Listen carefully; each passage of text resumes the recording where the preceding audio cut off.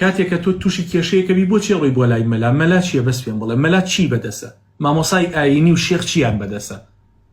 وەڵی من چەند هێشتم بەدەسە هەرچی شێخ و مەلا هەیە هەرەوەنیان بەدەسە تێگەی هیچمان بەدەست نییە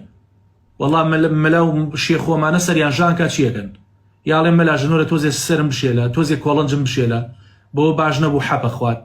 بۆ باش نەبووڵاو کەڵە شاخ چیە کات خۆشیفا بەدەست شێخ و مەلا نییە بەدەست ئەڵڵایە سوبحانه وتعالى بەس ئیتر ئەو خەڵکە ئیسفادەی نییە یعنی پێی ئەڵەی بابەگیان عەبدەکانی خوا هیچیان لەدەست نایە ولو كنت أعلم الغيب لاستكثرت من الخير وما مسني السوء الله فيرمانك فرمي بيان بلاي محمد أجر من لغيب بزانيايا أو هرشي خير وبركاته لخوم خركر هرشي شر وناخوشين نخوشين درد بلاه لخوم دور خست كوتا رسول الله صلى الله عليه وسلم أماني نزانيوا باشان شفاء لاي الله شفاء بدس خوايا بدس هيج عبد يبنيه خوتان قرآن بسر خوتان بخيرن خوتان دعاء بكن بيوستان نبا منا نبا هيج ملاو شيخي كتر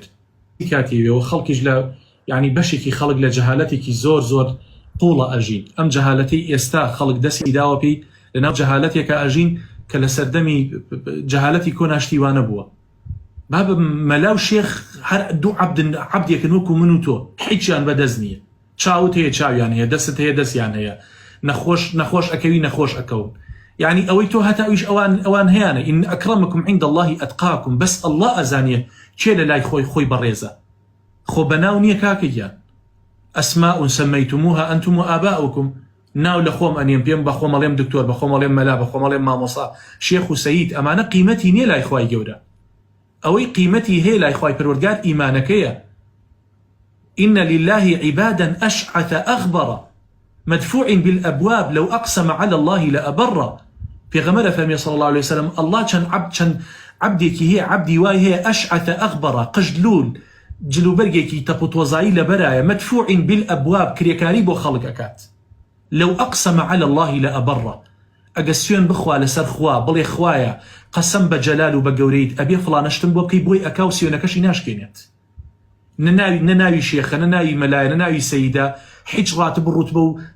علاميكيش بدواي خوي وناخات عبدكي زور بسيط أشياء باكرويك بيد مزگەوت یە پاک بکاتەوە شەقام یە پاک بکاتەوە کە ناز بێ بەدوای سیاری خۆڵەکەەوە بێت الله عالم خوای گەورە ئەیزانێت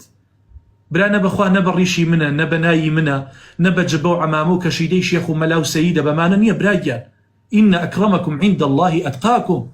بەڕێزترینتان لای ئەڵڵا ئەو کەسەیە کەوا زۆر بەتەقوا بێت بۆیە بەناو مەخەڵەتێن فڵانە کەس ناوی مەلایە و ناوی شێخە